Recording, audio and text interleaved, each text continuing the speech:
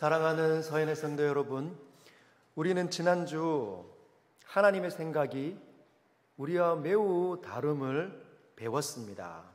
하나님은 이 세상을 다루어 가실 때 우리의 생각과는 좀 다른 고차원적인 하나님의 방식으로 우리를 인도하시는 것 같습니다. 40세 된 모세가 애굽의 모든 지혜를 배웠고, 그리고 말과 하는 일이 능통했는데 실력자가 되었는데, 그리고 자기 민족을 돌볼 애국자가 되었는데, 주님은 그 40세 된 그 탁월한 실력자가 된 모세를 사용하지 않으셨습니다. 우리는 충분하다고 말씀하지만 하나님께서는 아직 아니다. 아직 아니다. 잘 갖춰 보여도, 지금 멋져 보여도, 해낼 수 있는 것처럼 보여도 이스라엘 사람의 한마디에 모든 것들을 내려놓고 와르르 무너져 내려버린 모세를 우리는 지난주에 살펴봤습니다. 아직 영혼이, 그리고 믿음이 성장하지 않았던 모세를 보았습니다. 하나님께서는 80세가 될 때까지 모세를 기다리셨습니다. 광야에 그냥 방치하고 지켜보신 것이죠. 우리는 이렇게 생각합니다. 하나님, 80세는 좀 너무한 거 아닙니까? 그래도 한 10년, 50세는 돼야지. 80세가 되면 그 무슨 일을 할 수 있습니까? 그러나 하나님께서는 이렇게 말씀하십니다. 딱 맞다. 내가 사용할 만큼 딱 됐다. 이제 됐다라고 말씀하신다는 거예요. 여러분, 속단하지 마십시오. 하나님을 믿는 것은 이 땅의 차원을 넘어서는 것입니다. 이 땅의 차원을 넘어서는 것이 하나님의 부름을 받는 일이라는 거예요. 그걸 우리는 배워야 합니다. 하나님께서는 늘 불가능해 보일 때 즐겨 등장하시고 즐겨 우리를 사용하신다는 사인입니다. 여러분, 사람은 늘 틈만 나면 하나님께 영광을 올려드리는 것보다는, 여기 약간만 볼륨을 좀 낮춰주십시오. 사람은 하나님께 영광을, 공로를 이렇게 올려드리기보다는 무언가 자기가 하면 내가 잘나서 마음껏 자기 자랑을 하고 싶어하는 것 우리는 잘 알지 않습니까? 그래서 그것 자체로는 문제가 되진 않지만, 내가 내 자신을 드러내고 자랑하는 것 자체로는 문제가 되진 않지만 하나님을 잃어버린다는 것이 문제가 된다는 겁니다. 하나님을 기억하지 못하는 상태로 떨어진다는 거죠. 그래서 하나님께서는 기다리시는 것입니다. 님으로 할 수 없을 때까지, 그래서 오직 하나님의 은혜로만 되었다고 고백될 때까지 하나님께서는 기다리신다는 것이죠. 우리는 그 수많은 시간들 속에 낮아짐을 경험할 수밖에 없고 고통과 실패를 경험할 수밖에 없습니다. 희한하게 안 되는 거죠.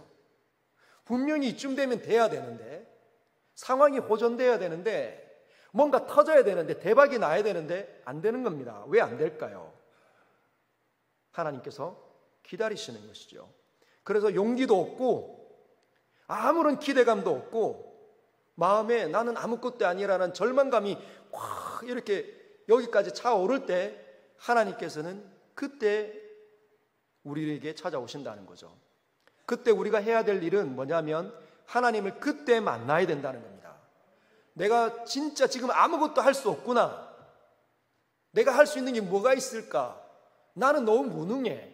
절망감이, 용기가, 의지가 하나도 발휘되지 않을 때 그때 우리는 무엇을 해야 되냐면 하나님을 만나야 된다는 겁니다. 여러분, 꼭 반드시 기억하십시오.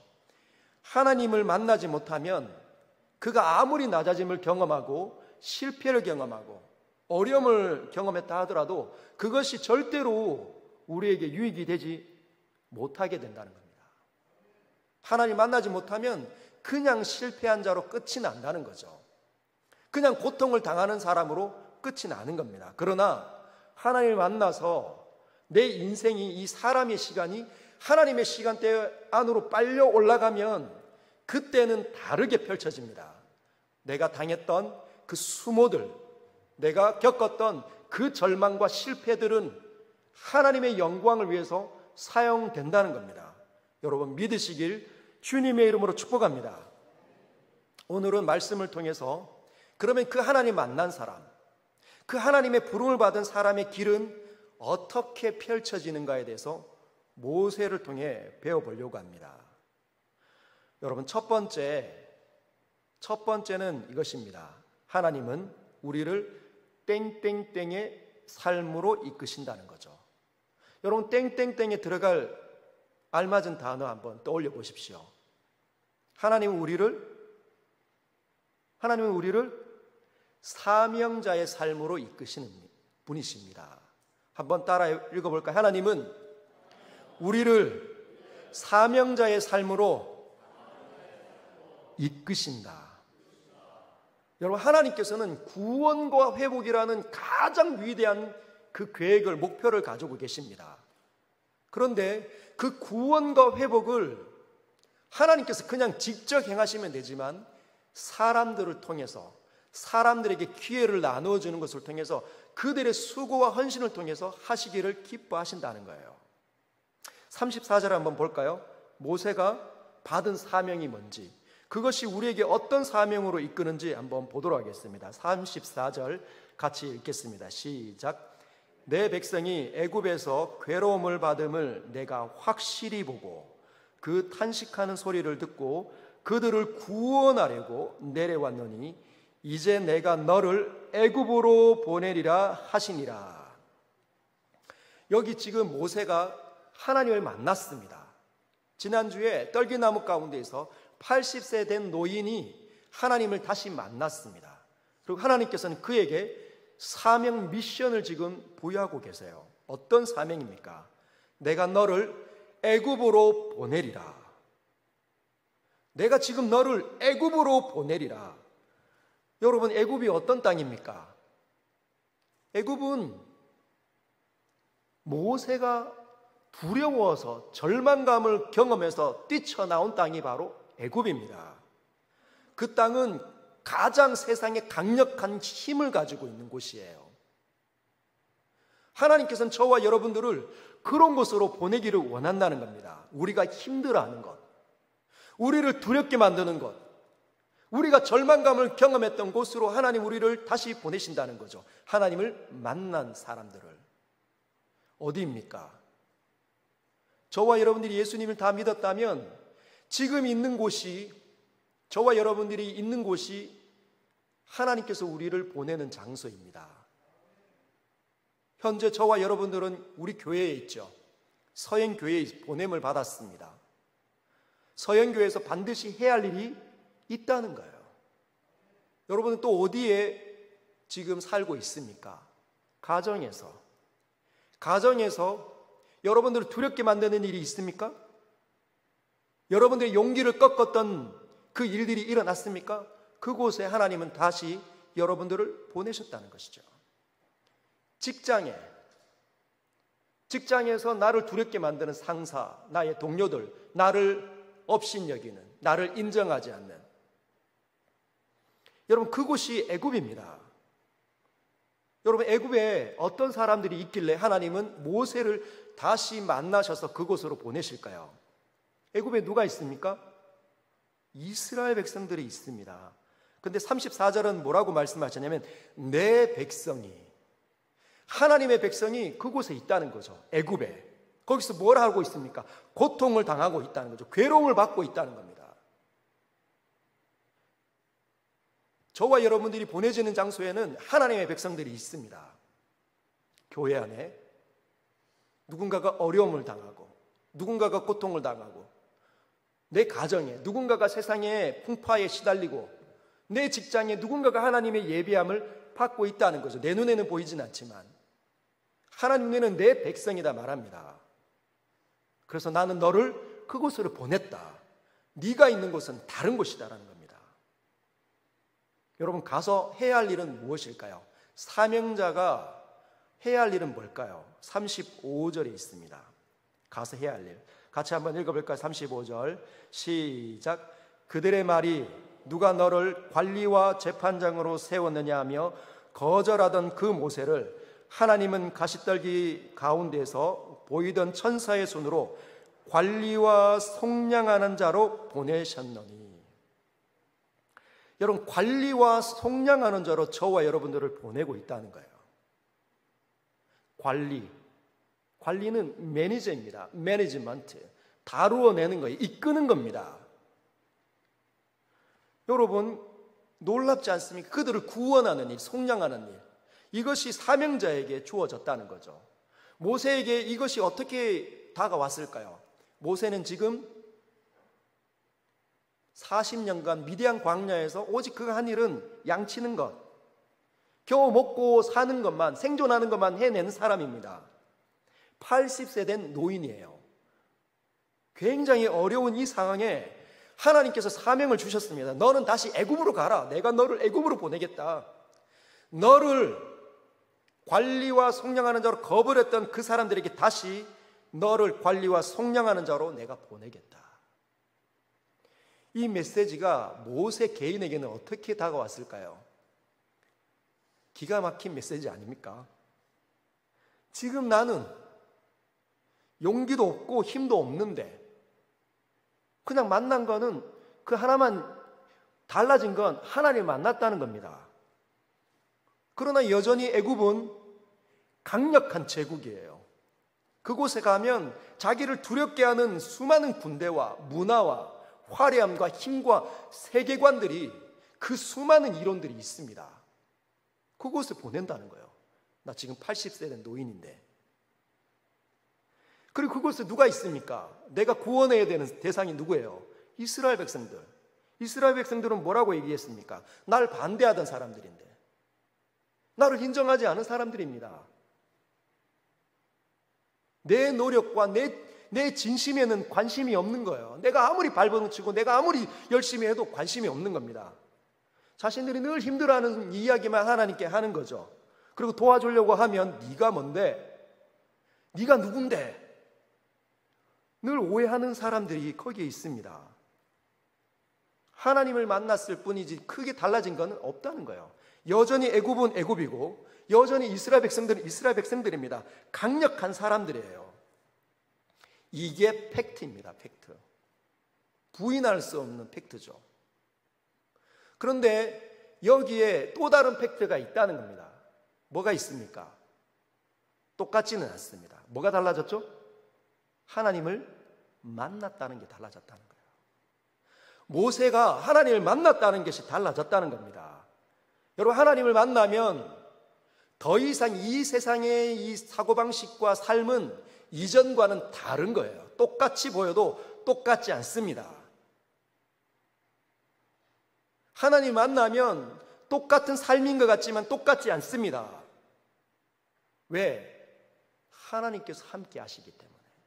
하나님을 만나서 하나님의 보냄을 받으면 누가 같이 갑니까?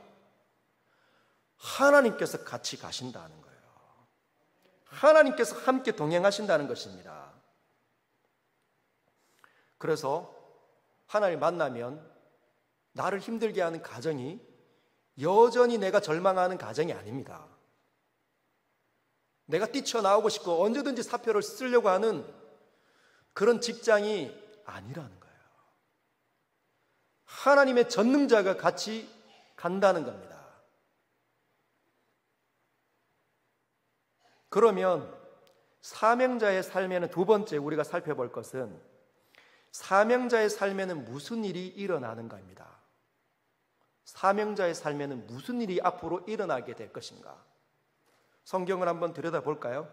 같이 한번 보겠습니다. 36절입니다. 시작. 이 사람이 백성을 인도하여 나오게 하고 애국과 홍해와 광야에서 40년간 기사와 표적을 행하였느니라. 여러분, 여기 이 사람 누굽니까?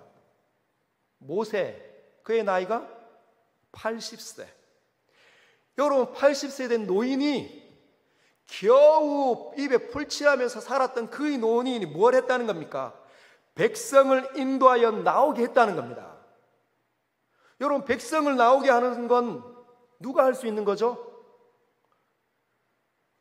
왕이나 한 나라의 영웅들이나 할 수 있는 일입니다. 그것도 타이밍이 맞고 수많은 사람들이 지원이 있는 영웅들이나 나라를 구원하는 거죠. 근데 이 사람은 80세 된 그냥 노인이었어요. 양치는 일에만 전문가였을 뿐입니다. 근데 그가 하나님이 함께 하시면서 그 불가능했던 그 일이 가능하게 되었다는 거예요. 두 번째, 36절에 보면 이 사람이 애굽과 홍해와 광야에서 40년간 기사와 표적을 행하였느니라. 이 사람이 누구입니까? 사명자 모세라는 거죠. 그가 뭘 했습니까? 애굽에서 기사와 표적을 10가지 재앙이 홍해에서 기사와 표적이 홍해가 쫙 갈라지는 겁니다. 광야에서 매출하게 물이 반석이 터져 나오는 거죠. 그걸 몇 년 했다는 겁니까? 40년. 그의 나이가 80세. 이 굉장히 중요한 겁니다. 여러분, 왜 하나님께서는 80세 된 노인인 모세를 불러서 우리에게 도전하실까요? 그냥 물어봤습니다. 왜 하나님 하필이면 왜 80세입니까?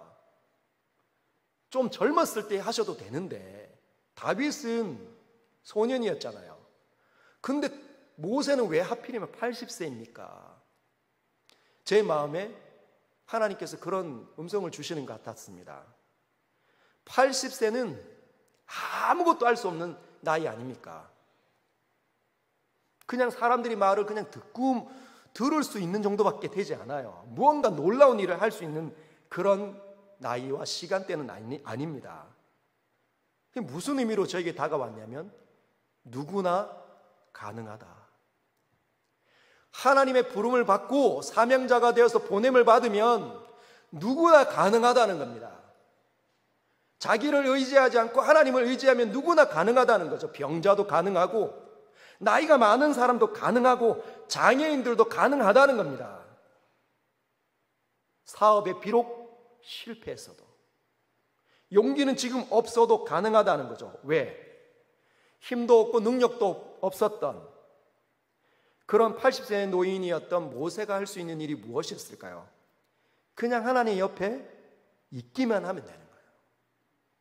하나님께서 너는 지팡이를 들으라 하면 지팡이 들면 됩니다. 나무를 베어 물에 던져라 하면 그냥 나무를 베어서 물에 던지는 것밖에 할 수 없었어요. 하나님 옆에 그냥 있기만 하면 됩니다. 하나님이 시키는 대로 하기만 하면 된다는 거죠. 그럼 무슨 일이 일어납니까? 기적이 일어나는 거예요. 여러분 꼭 기억하십시오. 정필도 목사님이 하나님의 음성을 들었을 때 이렇게 말씀하셨다 했잖아요. 내가 하지 네가 하냐? 왜 하나님께서 정필도 목사님께 그렇게 음성을 들려 주었을까요? 정필도 목사님이 본인이 지금 해내려고 발버둥을 치고 있으니까 내가 하지 네가 하는 것이냐? 내가 내 교회를 내가 지금 이끌고 있다, 이 사인을 주는 겁니다.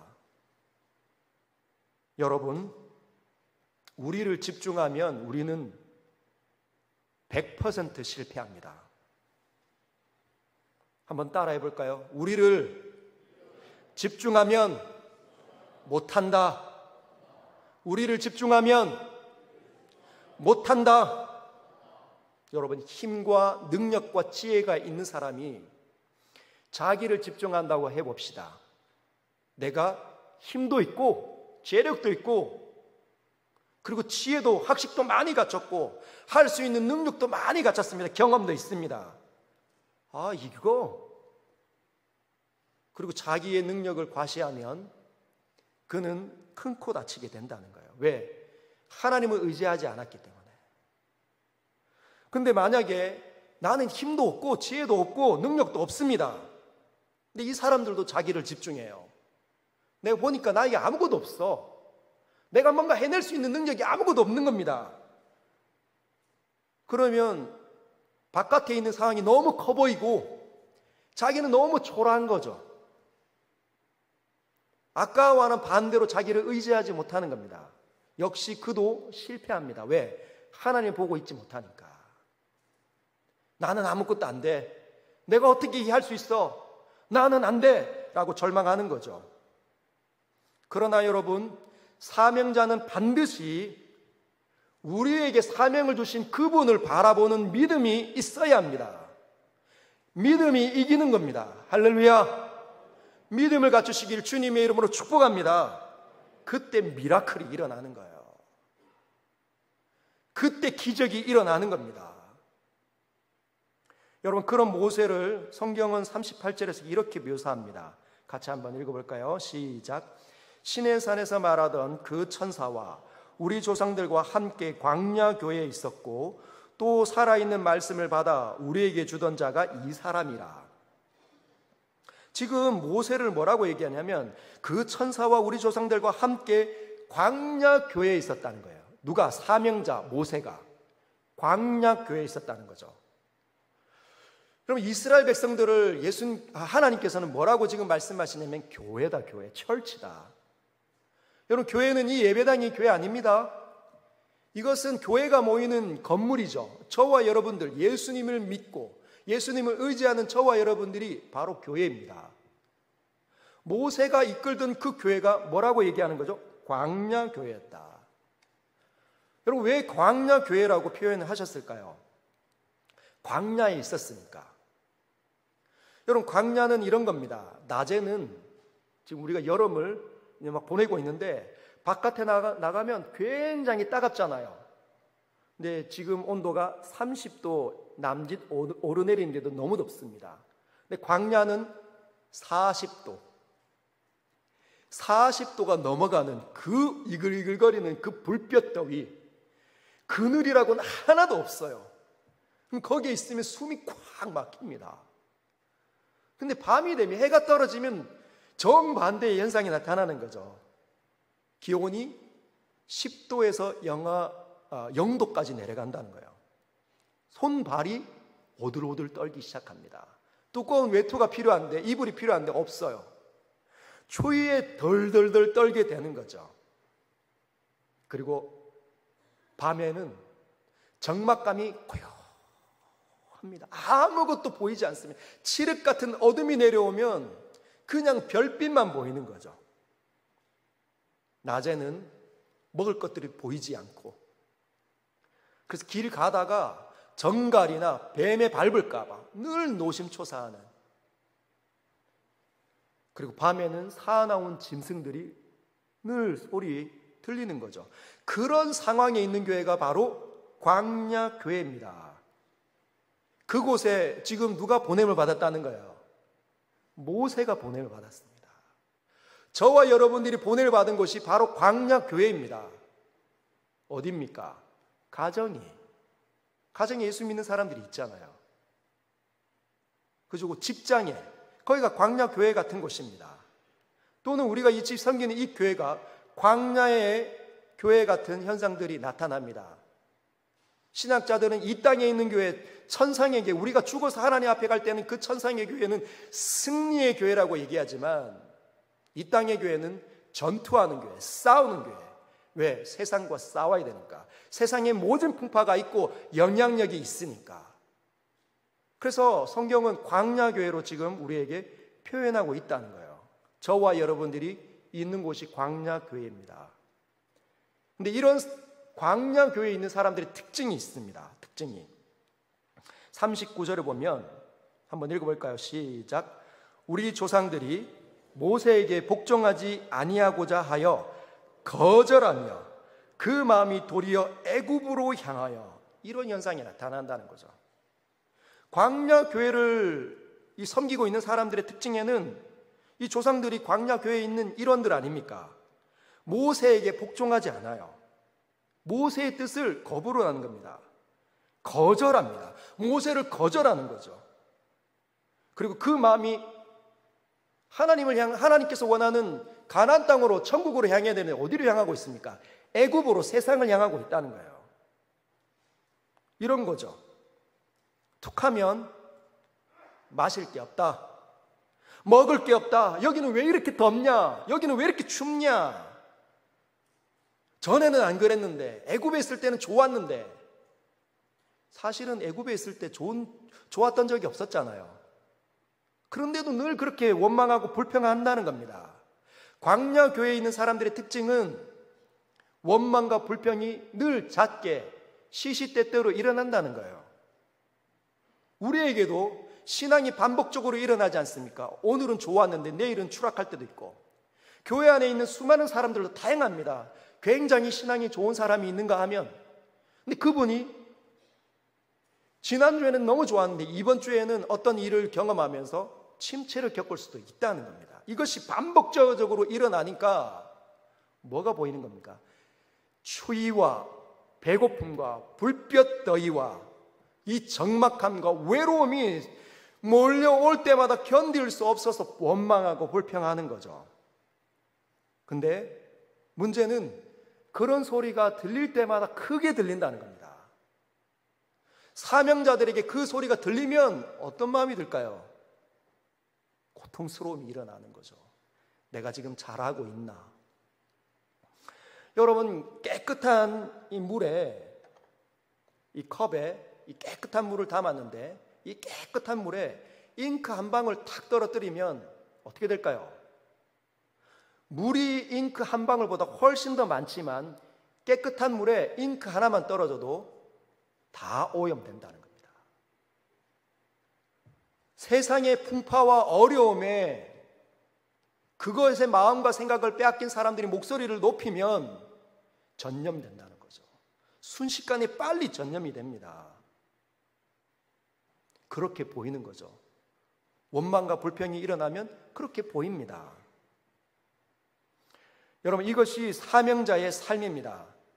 사명자의 삶에 기적과 표적이 40년 동안 반복되어져 일어나서 해내는 일도 일어나지만 어떤 일도 일어나냐? 내가 예측할 수 없는 비정상적인 일들이 일어난다는 것을 꼭 기억을 해야 된다는 거죠. 사명을 받아서 하나님께서 보내시고 하나님이 함께 하니까 순탄하기만 하면 너무 좋을 텐데 순탄한 일만 일어나지 않는다는 거예요.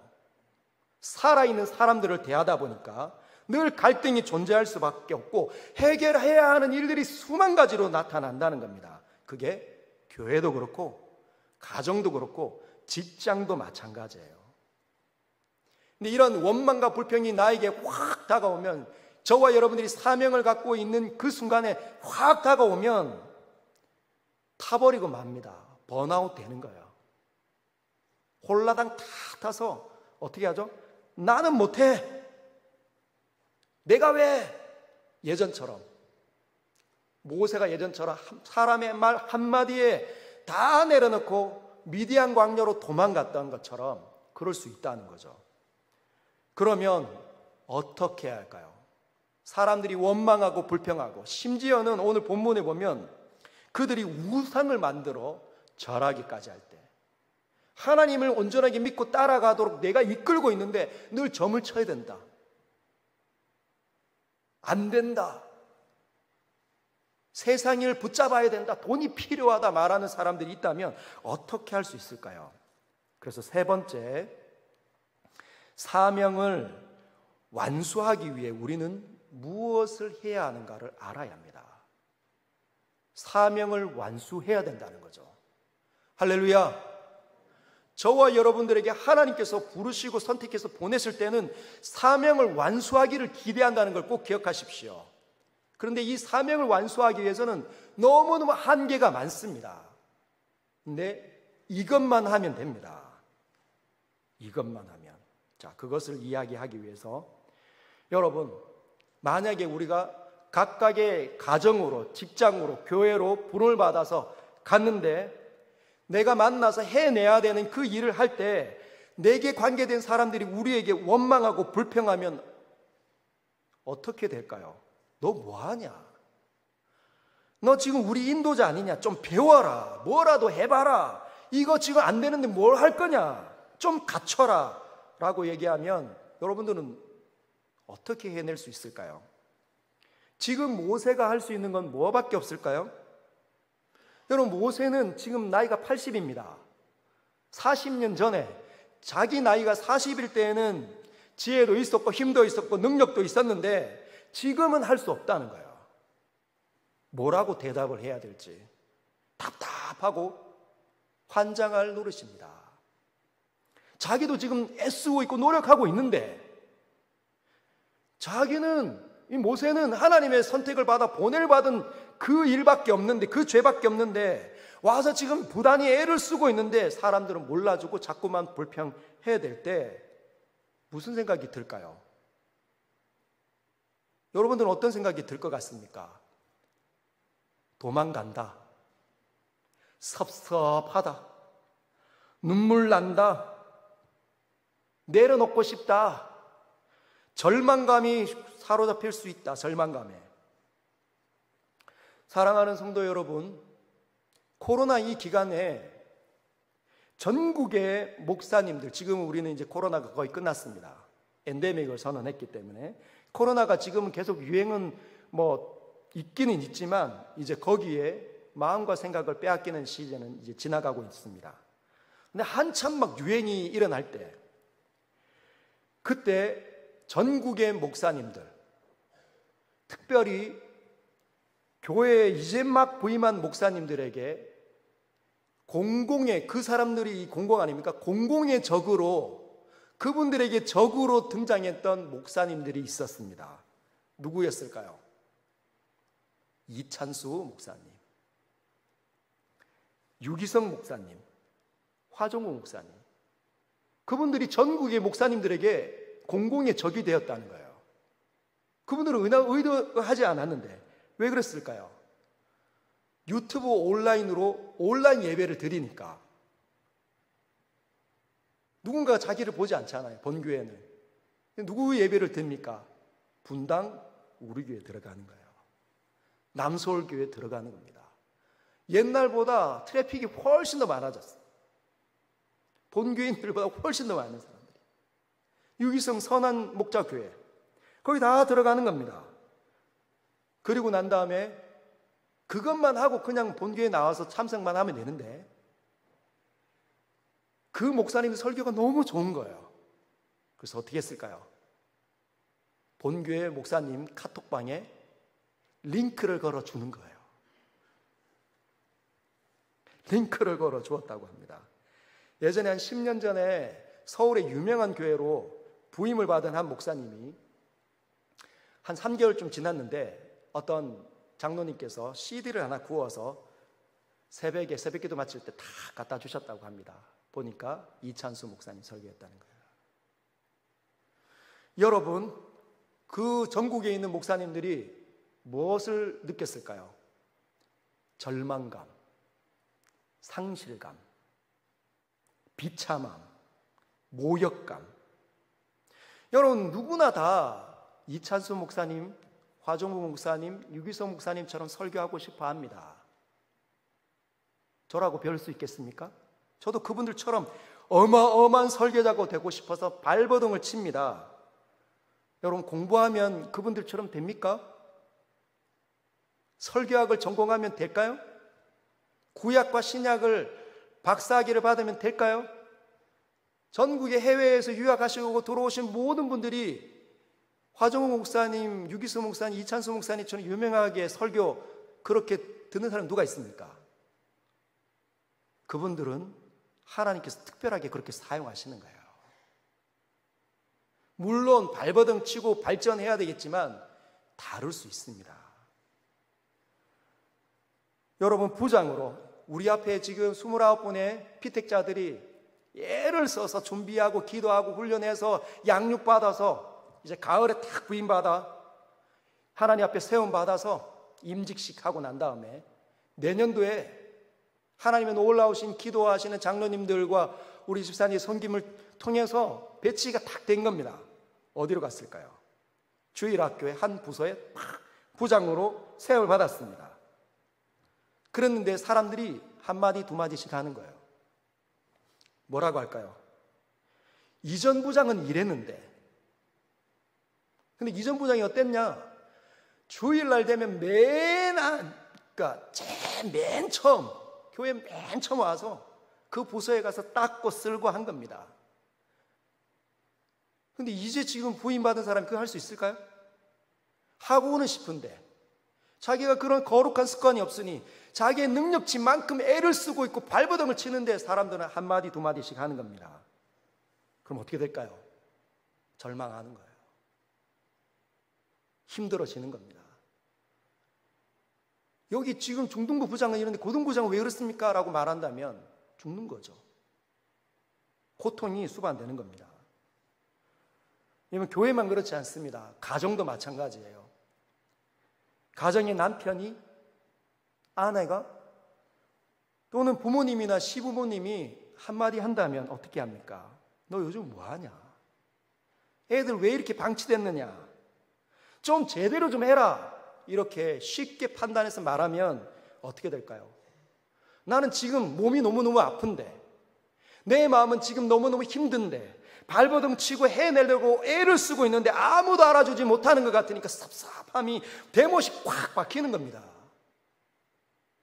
그럼 눈물만 흐르는 거죠. 나는 뭐하나? 나는 뭐하나? 하나님께서 나를 보내신 것 맞나? 영적 침체에 확 들어가 버리는 거예요. 여러분, 사람들이 원망하고 불평 안 하면 되는데 여러분, 그거 기대하지 마십시오. 안 됩니다. 사람들은 눈에 보인 거 본대로 그냥 말할 수밖에 없고 자꾸 입에서 나오고 싶고 한 수 가르쳐주고 싶어 합니다. 우리 안에 있는 노력과 헌신과 이런 것들은 별로 고려 대상이 아니라. 왜? 광야교회니까. 광야교회니까. 그런데 여러분, 이 광야교회에서 사명을 받고 있는 저와 여러분들이 마음을 잃으면 이 미션, 이 사명을 완수할 수 없습니다. 실패하는 거죠. 그럼 누가 웃을까요? 마귀만 좋아합니다. 그래, 바로 내가 원하는 거야. 네가 해내긴 뭘 해내. 깔깔거리고 굉장히 고소해야 하는 그 마귀만 기뻐하는 일 된다는 거죠. 그러면 우리는 무엇을 해야 할까요? 어떻게 해야 하나님께서 주시는 이 사명을 해낼 수 있을까요? 80세 된 노인과 같은 수준에서 부름을 받았는데 어떻게 해야 할 수 있을까요? 38절에 답이 있습니다. 38절 같이 한번 읽어볼까요? 시작. 시내산에서 말하던 그 천사와 우리 조상들과 함께 광야교회에 있었고 또 살아있는 말씀을 받아 우리 교회에게 주던 자가 이 사람이라. 여기 답이 있습니다. 여러분, 지금 모세가 어떻게 한 겁니까? 광야교회에 있는데 이 사람이 그 모든 원망과 불평 늘 일어났지 않습니까? 모세를 거절하고 싫어서 복종하지 않고 늘 애굽으로 말하면서 애굽이 좋았다고 말을 하면서 속을 다 뒤집어 놓는 그 사람들이 있을 때, 그 상황이 일어날 때 모세가 했던 일을 우리도 해야 합니다. 그러지 못하면 실패하는 거예요. 모세가 뭘 했습니까? 살아있는 말씀을 받아 우리에게 주던 자, 살아있는 하나님의 말씀을 받는 일이 일어나면 해낼 수 있습니다. 그게 무슨 말일까요? 여전히 광야교회에서 함께 살아가는 나에게 관계된 사람들이 원망하고 툭하면 불평하면 모세가 할 수 있는 일은 그냥 하나님 앞에 들어가는 일입니다. 가서 뭘 할까요? 하나님, 이들이 먹을 것이 없다고 원망합니다. 주님이 저를 보냈는데 제가 어떻게 이 사람들을 먹입니까? 그럼 뭐라고 하실까요? 주님이 만나를 보내시는 거죠. 주님, 고기가 먹고 싶다고 얘기합니다. 그래서 저에게 돌을 치려고 합니다. 메추라기를 보낼게. 주님, 저는 못하겠습니다. 왜 이곳으로 보냈습니까? 그럼 주님 뭐라고 얘기합니까? 그냥 좀 해. 내가 함께 해줄게. 너를 두렵게 하는 자를 내가 다 정리해 줄게. 돌을 두드려봐. 지팡이를 들어봐. 그러면 기적을 볼 거야. 여러분, 언제 그 일이 일어난다고요? 하나님의 말씀을 받으러 들어갈 때. 우리 모두는 우리에게 다가오는 수많은 소리와 환경이 일어나면 그것을 보고 있으면 절망할 수밖에 없습니다. 어떻게 해냅니까? 실력이 없는데. 실력이 있는 분에게 나아가는 거죠. 그래서 그분에게 다 이야기하는 겁니다. 속 시원하게. 여러분, 친구를 만나서 이야기해 보십시오. 내 남편 욕하고 시부모님 욕하면 지금 나에게 막 이렇게 위로하는 것처럼 고소해합니다. 사람들의 마음은. 그래, 내가 훨씬 낫지. 내 마음을 다 이해하는 것 같이 보이지만 한계는 분명히 있습니다. 그렇다고 해서 늘 나쁘게만 본다고 말씀드리는 건 아닙니다. 우리의 속 상황을 누가 더 잘 아십니까? 하나님. 하나님께서 모든 것들을 꿰뚫어 보시니까 다 이해하십니다. 그래서 가서 상황을 다 이야기하는 거죠. 하소연하는 겁니다. 오늘 누가 찾아왔고 내 마음을 이렇게 흔들었고 나는 이렇게 힘들고 나는 무엇을 해야 합니까? 그러면 그때 주님이 살아있는 말씀을 주시는 거죠. 정신이 번쩍 드는 겁니다. 말씀이 성령이 있는 성도들에게 마음에 부딪히면 살아나는 겁니다. 그들을 자꾸만 어둡게 만들려고 하고 딱딱하게 만들어 가려고 할 때 하나님의 생명이 와서 깨뜨려 버리면 부드러워진다는 거예요. 그게 성령이 하시는 일입니다. 성령의 검이 어디에 있습니까? 하나님의 말씀 아닙니까? 여러분, 그때가, 원망과 불평이 일어나는 그때가 어떤 때라고요? 하나님의 말씀을 받으러 들어가야 될 때라는 거예요. 하나님의 생각을 내가 들을 때가 된 겁니다. 내게 있어서 막 천불나는 것 같고 속이 시끄러운 것 같고 두렵고 절망하고 내려놓을 때 그때 뭘 받아야 됩니까? 하나님의 천둥 소리와 같은 음성을 들어야 된다는 거죠. 정신이 번쩍 나는. 여러분, 하나님의 소리를 듣고 있습니까? 정신이 번쩍 들게 하는 하나님의 천둥 소리와 같은 하나님의 말씀의 소리를 듣고 있습니까? 근데 왜 없다고 여겨지십니까? 이유는 굉장히 간단하다는 거예요. 받지 않으니까. 받지 않으니까. 받으러 지성소로 들어가려고 하지 않으니까. 여러분, 지성소에 뭐가 있습니까? 언약궤가 있잖아요. 말씀의 궤라고 하는 그 궤가 있지 않습니까? 거기에 가서 모든 것들을 다 아뢰고 하나님의 소리를 듣는 겁니다. 성경을 펼쳐야 된다는 거죠. 오늘날로 말하면. 여러분, 성경을 들여다보시길 주님의 이름으로 축복합니다. 한 번 더 열으시길 주님의 이름으로 축복합니다. 눈이 한 번 더 보시고 한 번 더 읽으시고 한 번 더 묵상해 보십시오. 제가 이번 주에 제 안에 얼마나 죄성이 있는지를 실감을 했습니다. 저는 늘 성경을 연구하고 성경을 묵상하고 성경을 가르치려고 늘 보지 않습니까? 화종호 목사님은 일주일에 20시간을 이 본문을 보고 연구를 한다고 하는데 저는 그거로 안 되더라고요. 2주 동안 한 본문 하는데 2주 동안 하는데 늘 봅니다. 늘. 월요일 날 어떤 쉬는 시간에 뭐 카페 가면 성경책 늘 갖고 가서 늘 봅니다. 또 물어보고 또 물어보고. 어젯밤에는 자는 내내 그냥 설교가 계속 생각이 나는 거예요. 꼴딱 새는 거죠. 그런데 제 안에 그런 죄성의 성향이 있더라고요. 쉽게 가고 싶은 죄성이 제 안에 흐르는 겁니다. 한두 번 읽었을 때 놀라운 메시지가 막 열어지기를 기다렸더라고요. 또 안 열고 싶은 게으름과 나태함이 제 안에 얼마나 강력하게 있는지, 찐득찐득한지 안 떨어지는지. 근데 그렇게 해서 열려지지가 않습니다.